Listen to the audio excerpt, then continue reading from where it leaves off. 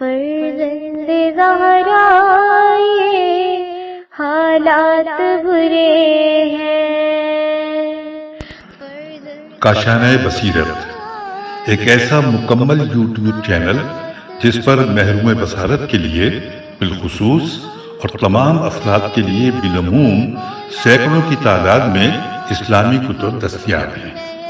لہذا گزارش ہے کہ آپ اپنی ذمہ داری نبھاتے ہوئے کاشانہ بصیرت کو سبسکرائب کرنے کے ساتھ ساتھ بیل آئیکن کو پریس کیجیے تاکہ آپ علم کے حصول کے ساتھ ساتھ مذہب اہل بیت کی اشاعت میں بھی اہم کردار ادا کرتے رہیں۔ کاشانہ بصیرت۔ فرزند زہرا یہ حالات برے ہیں۔ اعوذ باللہ من الشیطان الرجیم، بسم اللہ الرحمن الرحیم۔ رب اشرح لی صدری ویسر لی امری واحلل عقدۃ من لسانی یفقہوا قولی۔ اللہم صلی علی محمد وآل محمد وعجل فرجہم۔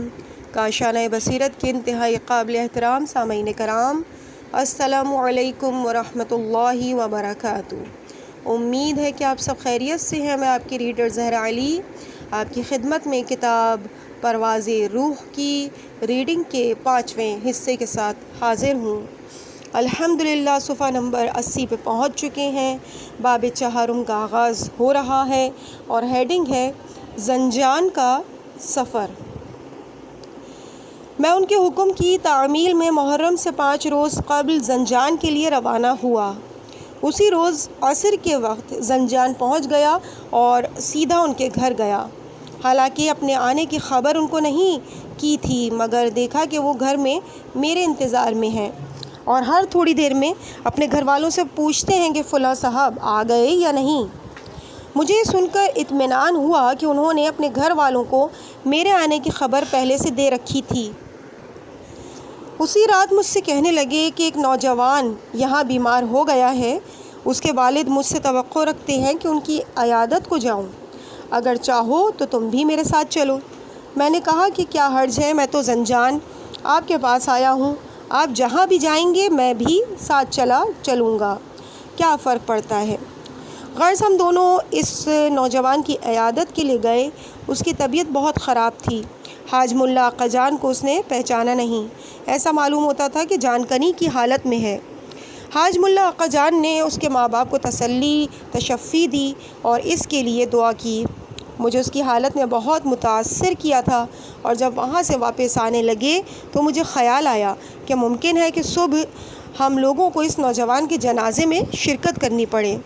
اس کی ماں بھی گھر کے دروازے تک آئی اور کہنے لگی کہ حاج آقا، ڈاکٹروں نے جواب دے دیا ہے، اب آپ ہی سے درخواست ہے۔ حاج ملا آقا جان اس عورت سے مخاطب ہوئے اور کہا کہ اچھا ہو جائے گا۔ میں نے سوچا کہ انہوں نے ماں کو تسلی دینے کے لیے یہ الفاظ کہے ہیں، مگر پھر مجھ سے کہنے لگے کہ نہ صرف یہ کہ ہم لوگوں کو اس کے جنازے میں شرکت کی ضرورت نہیں پڑے گی، بلکہ یہ نوجوان کل اپنے پیروں سے چل کر اپنی ماں کے ساتھ ہم لوگوں کے پاس آئے گا۔ صبح 8 بجے ہوں گے، دروازے پر دستک ہوئی۔ میں نے اٹھ کر دروازہ کھولا۔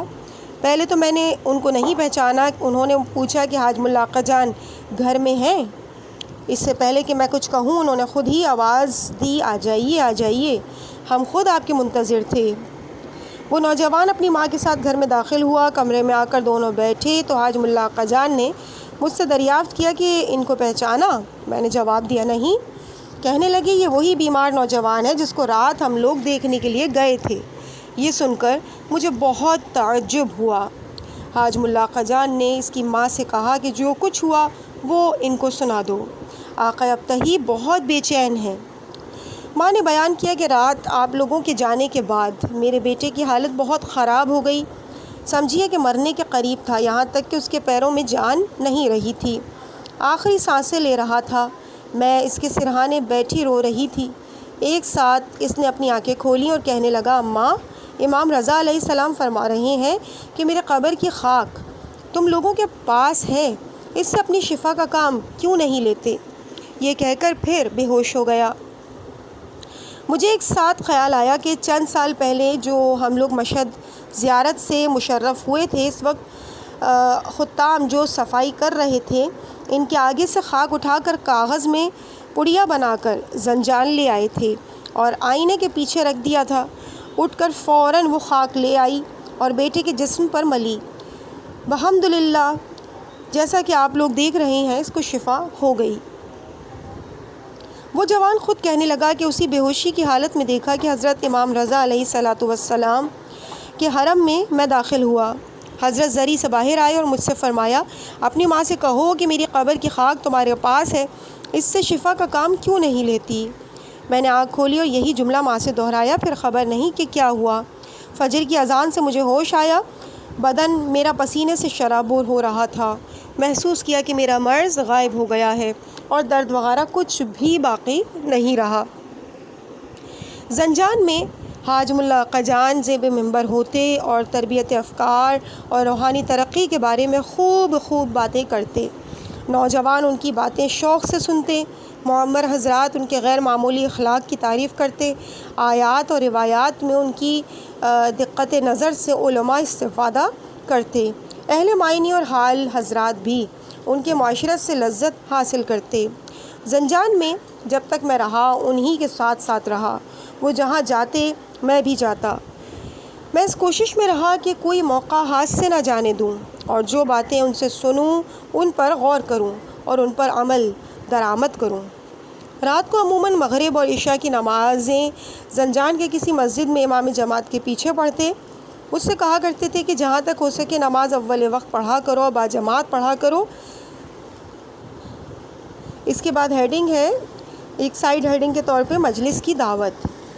نماز کے بعد مجلس پڑھتے کہ جس کی فرمائش لوگوں نے پہلے سے کی ہوئی ہوتی۔ مجلس کی دعوت جب تک میں زنجان میں رہا، محرم کے مہینے میں عام طور سے ہر رات ایک مجلس اس انداز کی ضرور ہوتی۔ وہ مجھ سے کہتے کہ فلاں محلے میں ایک مجلس ہوگی، مجھے اس کی ابھی دعوت ملی ہے، چلو وہاں چلیں۔ ہم دونوں وہاں پہنچتے، دیکھتے کہ کچھ لوگ بیٹھے ہیں مگر ذاکر کوئی نہیں ہے اور منبر خالی ہے۔ حاج ملا آقا جان وہاں پہنچ کے صاحب خانہ سے اجازت لیتے اور زیب منبر ہو جاتے۔ صاحب مجلس کو تعجب ہوتا کہ ان کو کہاں سے خبر ہو گئی کہ میں ابھی تھوڑی دیر ہوئی کہ امام زمانہ علیہ الصلاۃ والسلام سے مجلس کی دعا کر رہا تھا۔ اس بات کو صرف چند لوگ ہی جانتے تھے۔ مجھے اچھی طرح یاد ہے کہ ایک رات ایک ایسی ہی مجلس میں ہم لوگ پہنچے۔ جب صاحب خانہ نے حاج ملا آقا جان کو دیکھا تو کہنے لگا، قسم کھاتا ہوں کہ چند منٹ پہلے امام زمانہ علیہ السلام سے متوسل ہوا تھا اور عرض کیا تھا کہ حضور ایک ذاکر ہمارے ہاں بھی بھیج دیں کہ آپ آ گئے۔ اس سفر میں نے مرحوم حاج ملا آقا جان سے کہا کہ تہران میں ایک دلچسپ واقعے سے واسطہ پڑا، مجھے اس کے بارے میں شک ہوا کہ آیا صحیح ہے یا نہیں، اجازت دیں تو آپ سے دریافت کروں۔ کہنے لگے کہ پوچھو۔ اس کے بعد ہیڈنگ ہے، شیخ بہائی کی روح۔ میں نے کہا کہ تہران کے ایک مشہور عالم دین کے سامنے کسی نے مرحوم شیخ بہائی کی روح حاضر کی اور اس سے سوالات کیے۔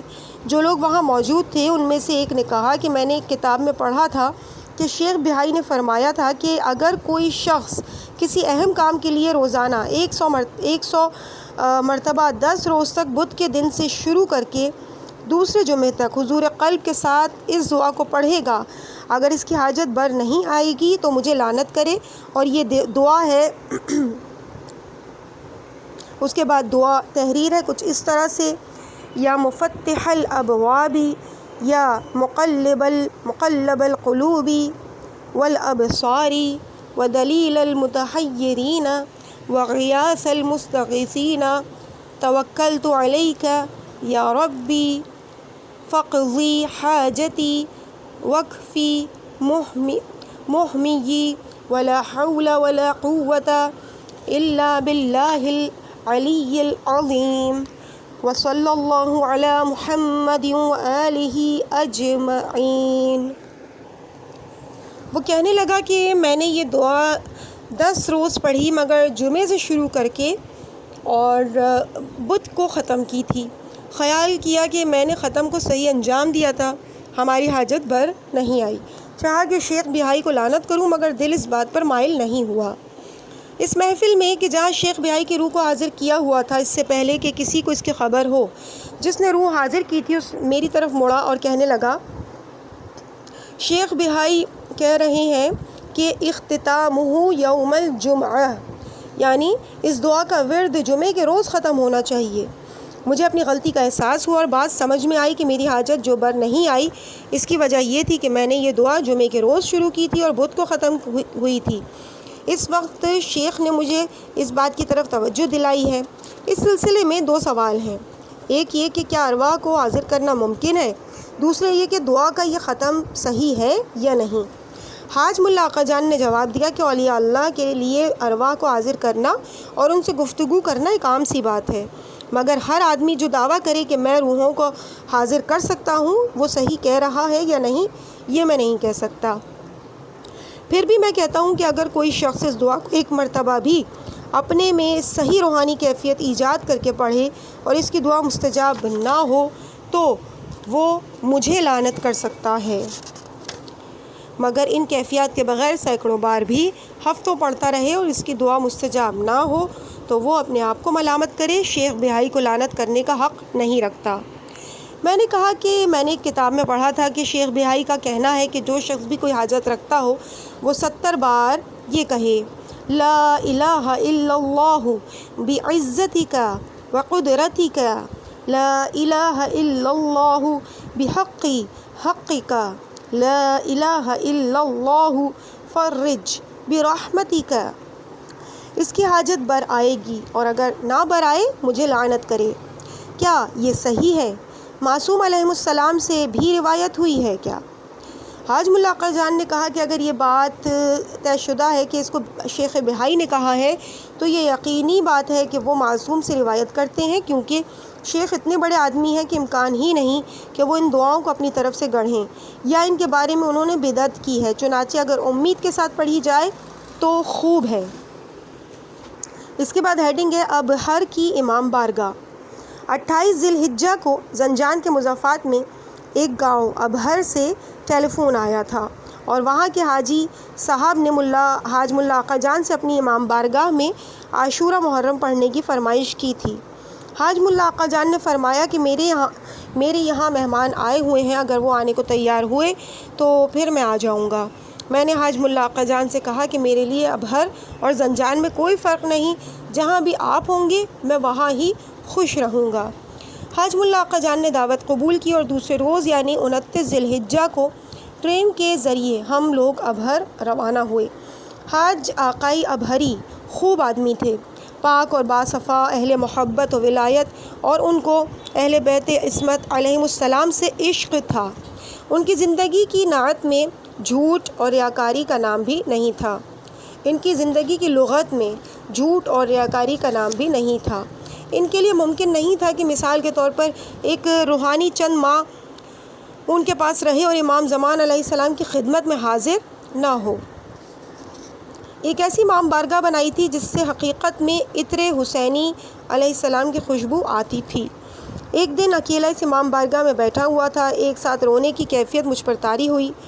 کچھ دیر سید الشہداء علیہ السلام کی مظلومیت پر وہاں آنسو بہائے اور پھر باہر آ گیا۔ حاج آقا ابہری نے مجھ سے پوچھا کہ کیا اپنے کو ضبط نہیں کر پائے؟ میں نے جواب دیا نہیں، یہ امام بارگاہ ہی ایسی ہے۔ انہوں نے کہا کیوں نہیں ہو؟ جانتے ہو کہ اس امام بارگاہ کو میں نے کس طرح سے بنایا ہے؟ تہران اور زنجان سے کچھ عملہ ہم نے جمع کیا کہ امام بارگاہ تعمیر ہو، ساتھ ساتھ ایک مخلص ذاکر کو بھی میں لے آیا۔ جب بھی اس امام بارگاہ کی تعمیر کا کام شروع ہوتا، پہلے مجلس ہوتی اور یہ معمار آنکھوں میں آنسو لیے ہوئے اپنا کام شروع کرتے۔ یہ روزانہ کا معمول تھا، یہاں تک کہ امام بارگاہ کی عمارت مکمل ہوئی۔ حاج آقائی ابہری اس قسم کی شخصیت تھے کہ روحوں کو دیکھتے تھے اور مجھ پر تعجب کرتے کہ مولانا ہو کر بھی میں روحوں کو نہیں دیکھ پاتا۔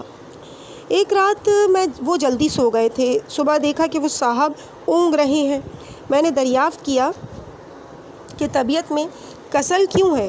کہنے لگے کہ رات 2 رکعت نماز اپنے مرحوم والد کے لیے پڑھی، دوسرے عزیزوں کی روحوں نے مجھے گھیر لیا اور فرمائش کی کہ ہم میں سے ہر ایک کے لیے بھی 2 رکعت نماز پڑھ دو۔ میں ان کو ٹال نہیں سکا، چنانچہ صبح تک ان کے لیے نماز پڑھتا رہا اور سو نہیں سکا۔ ان باتوں کو اس خلوص سے کہا کرتے تھے کہ آدمی کو خیال بھی نہیں آ سکتا کہ ان صاحب کی باتوں میں غلط بیانی کا ذرا سا بھی شائبہ ہو سکتا ہے۔ ایک روز حاج ملا آقا جان اور صاحب خانہ کے ساتھ ابہر کے قبرستان گیا۔ وہ اپنے عزیزوں رشتہ داروں اور دوستوں کو قبروں پر لے گئے۔ ایک قبر کے پاس پہنچے تو حاج ملا آقا جان نے اس قبر کی طرف اشارہ کیا اور کہا کہ شیخ رضا ہیں۔ زیر لب مسکراہٹ بھی تھی، جیسے کہ پرانے دوستوں کا ایک دوسرے سے مدت کے بعد آمنا سامنا ہوا کرتا ہے۔ حاج آقا ابہری نے کہا کہ ہاں شیخ رضا ہیں، جو کہا کرتے تھے کہ امور معنوی کیا ہوتے ہیں، اور مذاق اڑاتے تھے۔ حاج ملا کہنے لگے کہ سن رہے ہیں کہ اب کیا کہہ رہے ہیں؟ وہ کہہ رہے ہیں کہ مجھے غلط فہمی تھی، تمہارا کہنا صحیح تھا، تم لوگ خوش نصیب ہو کہ ظہور کے زمانے تک زندہ ہو۔ وہاں سے آگے بڑھ کر حاج آقائی ابہری کی والدہ کی قبر کے پاس گئے۔ حاج ملا آقا جان نے ان کی جسمانی اور اخلاقی خصوصیات بیان کرنے کے بعد کہ وہ کہہ رہی ہیں کہ فلاں کام نہ کیا کرو، حاج آقا ابہری نے تفصیل پوچھے بغیر کہا کہ بہت خوب۔ میں نے ان سے پوچھا کہ کیا بات ہے، آپ کی والدہ نے کس سے منع کیا ہے؟ انہوں نے کہا کہ پہلے وعدہ کرو کہ کسی سے اس کا ذکر نہیں کرو گے، کہ اس لیے کہ یہ کیسی راز کی بات ہے۔ میں نے کہا کہ جیسا آپ کہیں۔ کہنے لگے ایک بات تھی جس پر میں عمل کر رہا تھا اور اس کی تفصیل پھر مجھے بتائی، وہ یا میں جانتا تھا یا میرا خدا۔ چند روز پہلے میں نے فیصلہ کیا کہ اب وہ سلسلہ ترک کر دوں گا۔ اس وقت والدہ مرحومہ نے بھی اسی بات کو منع کیا۔ حاج ملا آقا جان حاج ابہری کے امام باڑے میں روزانہ صبح کے وقت مجلس پڑھتے۔ بہت سے لوگ مجلس میں شرکت کرتے۔ شاید ایسا ہی کوئی دن ہو کہ مجلس میں غیر معمولی روحانیت کا سماں نہ پیدا ہوا ہو۔ بہت سے لوگ تو روتے روتے بے حال ہو جاتے۔ بعض اوقات حاج آقا ابہری مجھ سے مخاطب ہو کر کہتے کہ اولیاء اللہ کی روحیں سب یہاں جمع ہیں۔ چنانچہ 12 روز کے ہم لوگ ابہر میں رہے، مسلسل غیر معمولی روحانیت سے بہرہ اندوز ہوتے رہے۔ اس کے بعد ہیڈنگ ہے عراق کا عزم۔ روز عاشورہ حاج ملا آقا جان نے مجھ سے کہا کہ خدا سے دعا کرو کہ اس سال ہم لوگ ایک ساتھ عراق چلیں اور ائمہ علیہم السلام کی زیارت سے مشرف ہوں۔ میں نے کہا دعا تو ضرور کرنی چاہیے، مگر کیا یہ ممکن بھی ہے؟ کہنے لگے کہ خدا کے لیے کوئی بات ناممکن نہیں۔ اس زمانے میں میری عمر اتنی نہیں تھی کہ مجھے پاسپورٹ کی ضرورت پڑتی۔ کچھ سیاسی وجہ بھی تھی کہ پاسپورٹ مجھے نہیں مل سکتا تھا۔ بہرحال میں نے دعا کی اور بات ذہن سے اتر گئی۔ عاشورے کے چند دنوں بعد میں قم چلا گیا۔ محرم، صفر اور ربیع الاول قم ہی میں رہا۔ ایک روز میں اپنے کسی رشتہ دار کو پہنچانے تہران گیا۔ حاج سید عزیز اللہ کی مسجد میں داخل ہوا تو دیکھا کہ حاج ملا آقا جان وہاں موجود ہیں۔ ان کو دیکھ کر بہت خوشی ہوئی۔ میں نے دریافت کیا کہ تہران کیسے آنا ہوا؟ کہنے لگے کہ ائمہ طاہرین علیہم السلام کی زیارت کے لیے عراق روانہ ہونے کے لیے۔ کیا تم نے روز عاشورہ دعا نہیں کی تھی؟ میں نے پوچھا کہ کیا مستجاب ہو گئی؟ کہنے لگے ہاں، کیوں مستجاب نہ ہوتی؟ وہ خود ہی کہتے ہیں کہ دعا کیا کرو اور پھر قبول کیسے نہ کریں؟ میں نے کہا کہ میرے پاس نہ کوئی رقم ہے اور نہ پاسپورٹ، میں کس طرح زیارت کے لیے جا سکتا ہوں؟ کہنے لگے کہ سفر کے اخراجات مجھے مل گئے ہیں اور پاسپورٹ بھی بن ہی جائے گا۔ میں نے کہا بہت خوب۔ 20 روز میں تہران میں پاسپورٹ بنوانے کی کوشش کرتا رہا، مگر کوئی ایسا راز نہ نکل سکا کہ میرا پاسپورٹ بن جائے۔ چنانچہ مایوس ہو کر قم واپس آ گیا۔ حاج ملا آقا جان نے اپنا پاسپورٹ بنوایا اور جمادی الاول کی 13 تاریخ کو قم آئے اور کہنے لگے کہ قم ہی سے ٹرین کے ذریعے تہران اور خرم شہر کے لیے پرسوں روانہ ہوں گے۔ مجھے خوف آنے لگا۔ اس غیر معمولی سلسلے نے مجھے پریشانی میں ڈال دیا۔ ایک طرف تو مجھے حد سے زیادہ اتباعت عالیہ کی زیارت کا شوق تھا، مگر دوسری طرف یہ پہلا طولانی سفر درپیش تھا جس میں مجھے سرحد بغیر پاسپورٹ کے چھپ کر عبور کرنی تھی۔ میں عجیب شش و پنج میں تھا۔ مدرسہ حجتیہ کے حجرے میں موسم سرما کی رات سرد تھی، مگر انگیٹھی نے کمرہ گرم کیا ہوا تھا۔ اسی حجرے میں میرے ساتھ حاج ملا آقا جان اور ان کے چند دوست جوان جو ان کے ساتھ تہران سے آئے ہوئے تھے انگیٹھے کے گرد بیٹھے ہوئے تھے۔ حاج ملا آقا جان نے کہا کہ آج شب وفات فاطمہ زہرا سلام اللہ علیہا ہے۔ اگر چاہیں تو آپ علیہ السلام سے متوسل ہوں۔ ہر شخص نے رضامندی کا اظہار کیا۔ حاج ملا آقا جان نے مجلس پڑھنی شروع کر دی۔ میں انگیٹھی کی طرف سر نیچا کیے رو رہا تھا اور ہاتھ انگیٹھی کے پائے پر تھا۔ یکایک ایسے معلوم ہوا جیسے خواب دیکھ رہا ہوں اور ایک بے ادب بچے کی طرح مجھے میری والدہ فاطمہ زہرا سلام اللہ علیہا نے گھر سے باہر نکال دیا ہے اور میں گھر کا دروازہ پکڑ کے رو رہا ہوں اور والدہ سے معافی اور عفو اور درگزشت چاہ رہا ہوں۔ دروازہ کھلا اور ایک خاتون خورشید کی مانند کہ عظمت و جلال اور زیبائی میں ایسی خاتون میرے خیال میں پیدا نہیں ہوئی ہوں گی، گھر کے دروازے سے باہر تشریف لائیں اور مجھے ایک چھوٹے بچے کی طرح سر پر ہاتھ رکھتے ہوئے گھر کے اندر لے گئیں۔ میں خوش خواب سے بیدار ہوا۔ حاج ملا آقا جان اپنے دوستوں سے کہہ رہے تھے کہ الحمدللہ اب تہی کی حاجت بھی بر آ گئی ہے۔ رات ہوئی تو ہم سب سو گئے۔ آدھی رات ہوگی کہ بیدار ہوا، کوئی کمرے کے دروازے کے شیشے کو کھٹکھٹا رہا تھا۔ دروازہ کھولا تو تہران کے 2 تاجر حضرات نظر آئے۔ ان میں سے ایک تبریز کا تھا اور دوسرا اصفہان کا، مگر دونوں تہران میں رہا کرتے تھے۔ انہوں نے سنا ہوا تھا کہ حاج ملا آقا جان قم زیارت سے مشرف ہونے کے لیے آئے ہیں۔ رات کو وہاں سے چلے اور ان سے ملنے کے لیے قم آ گئے۔ جانتے تھے کہ حاج ملا آقا جان سوائے میرے یہاں کسی دوسرے جگہ نہیں ٹھہرتے۔ سیدھے ہمارے کمرے میں مدرسہ حجتیہ پہنچے اور مجھے اٹھایا۔ 1 گھنٹہ بیٹھے رہے۔ دوران گفتگو انہوں نے پوچھا کہ کب روانہ ہوں گے۔ حاج ملا آقا جان نے کہا ارادہ ہے کہ پرسوں ٹرین سے روانہ ہوں، مگر چونکہ آقا ابتہی نے پاسپورٹ نہیں لیا ہے اس لیے وہ خوفزدہ ہیں۔ تبریز کے تاجر نے کہا کہ بات صحیح ہے، اس لیے کہ سرحد بغیر پاسپورٹ کے اسمگلروں کی طرح عبور کرنا بہت مشکل ہوتا ہے۔ ہر تھوڑی دیر کے بعد ان کی گفتگو میں یہ موضوع ضرور نکل آتا۔ وہ دونوں تاجر اس بات پر آہستہ آہستہ آپس میں باتیں بھی کرتے رہے۔ آخر کار اصفہان کے تاجر نے مجھ سے پوچھا کہ تمہارے پاس اپنا فوٹو ہے؟ میں نے جواب دیا ہاں فوٹو ہے۔ کہنے لگا کہ فوٹو میرے حوالے کر دو، میں کل رات اسی وقت تمہارے لیے پاسپورٹ لیتا آؤں گا۔ فوٹو اس کے حوالے کیا۔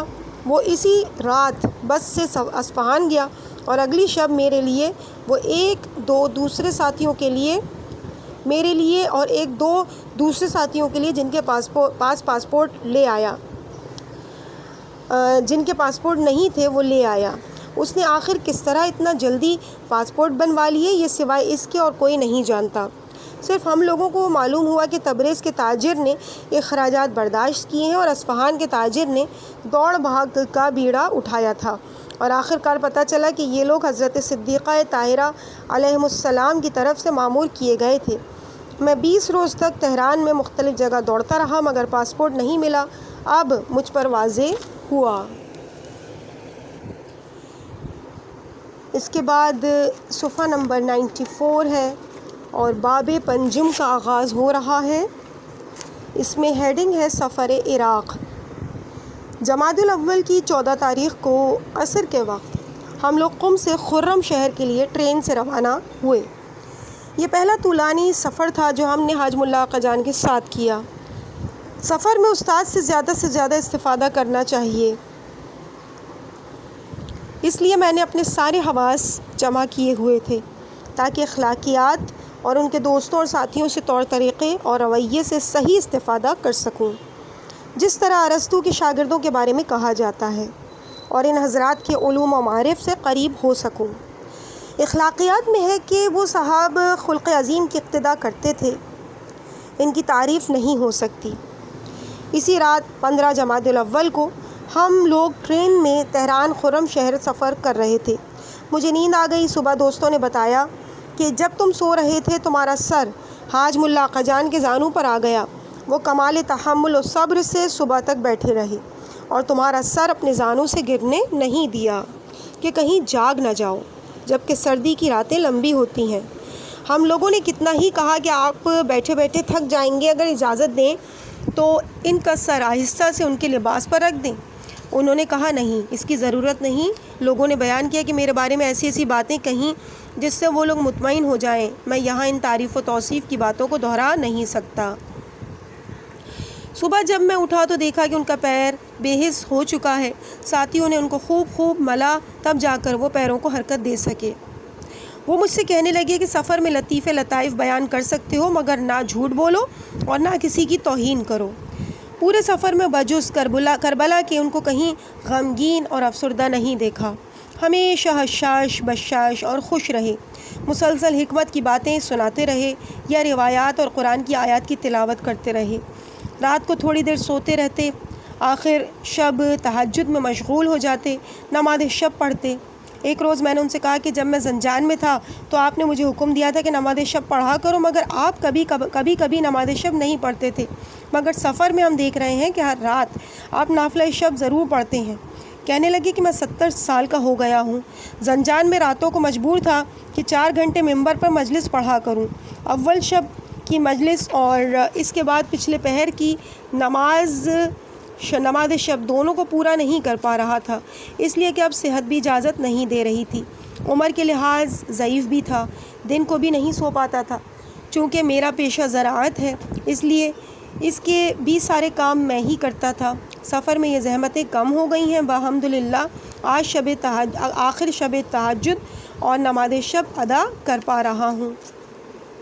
میں نے کہا کہ آپ کو زنجان میں بھی ممبر پر اب نہیں جانا چاہیے تاکہ آپ کو اس قدر زحمت نہ اٹھانی پڑے، یا پھر کم مجالس پڑھا کریں تاکہ نماز شب پڑھ سکیں، کیونکہ پروردگار عالم نے قرآن میں تہجد کے لیے نجات کا وعدہ کیا ہے۔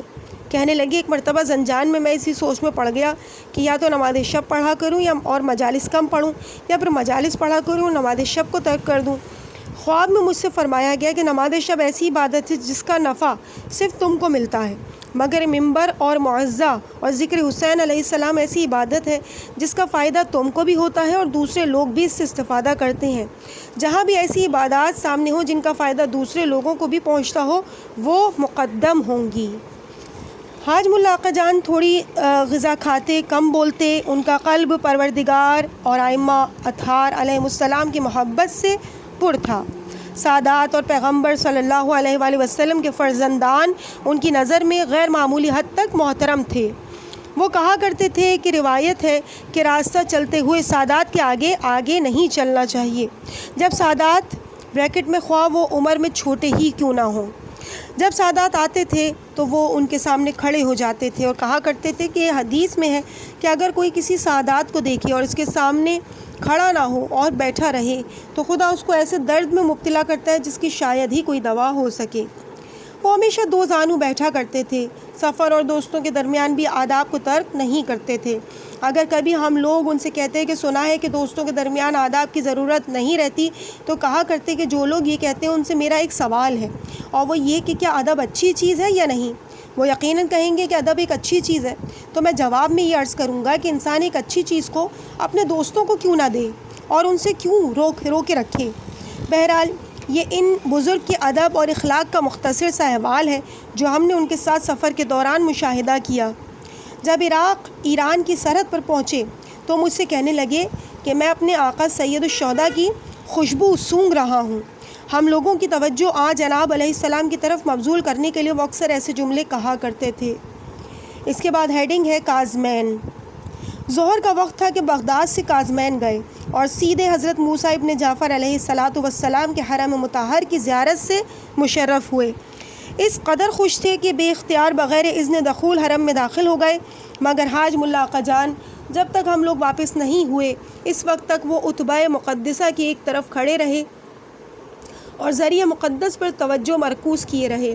ایسا معلوم ہوتا تھا کہ جیسے حضرت موسیٰ ابن جعفر علیہ السلام کو دیکھ رہے ہیں اور باکمال ادب جناب علیہ السلام سے گفتگو کر رہے ہیں۔ جب حرم سے واپس ہوئے تو وہ 3 حاجات جو جناب علیہ السلام سے ہم نے کہی تھیں ان کا ذکر کر کے مجھ سے کہنے لگی کہ ان میں سے کون سی بر آئے گی اور کون سی بر نہیں آئے گی، کہ ان دلائل کے تحت تمہارے لیے مناسب نہیں ہے، یہ کہہ کے مجھے مطمئن کر دیا۔ دوسری صبح کو اکیلے حرم گئے، مسافر خانے سے واپس آئے تو کہنے لگے کہ ایک عجیب منظر دیکھا، یہ کہہ کے چپ ہو گئے۔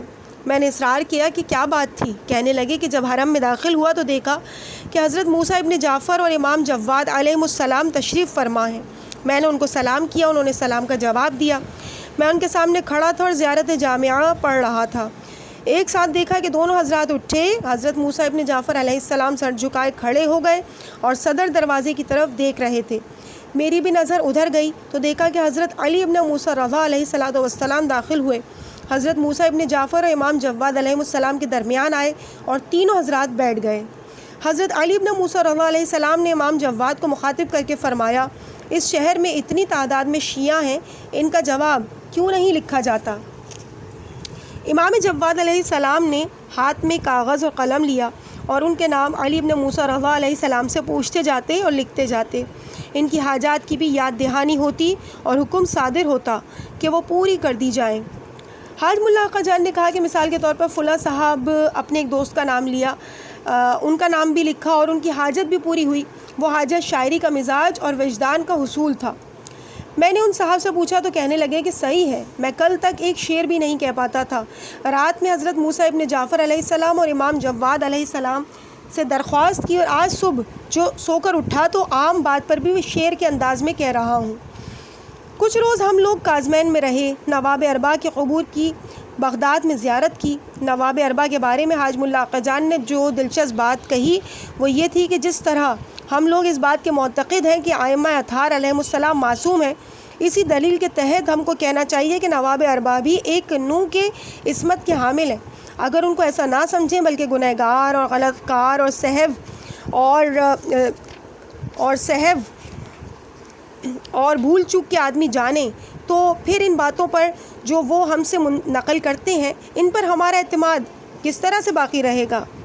حاج ملا آقا جان اپنے سارے مشاہدہ مشرف سے جو مجھے سناتے، اس کے ذریعے اس اعتقاد کو ہم میں راسخ کرتے کہ ائمہ علیہم السلام زندہ ہیں اور ہماری باتوں کو سنتے ہیں۔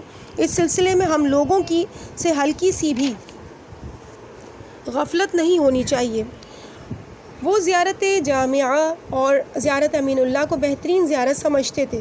ہر روز کہا کرتے تھے کہ حضرت صاحب الامر علیہ السلام کی زیارت پڑھا کریں، خصوصاً ہر ماہائے مقدسہ میں۔ ان کا خیال تھا کہ دوسری جگہوں سے زیادہ آن جناب علیہ السلام کے ان حرم میں ہونے کا امکان زیادہ تھا۔ آن جناب کی زیارات میں سب سے زیادہ بہترین زیارت علی یاسین کو کہتے تھے۔ کاظمین کے سفر کے دوران ایک مرتبہ ہم لوگ مدائن حضرت سلمان فارسی کی قبر پر بھی گئے۔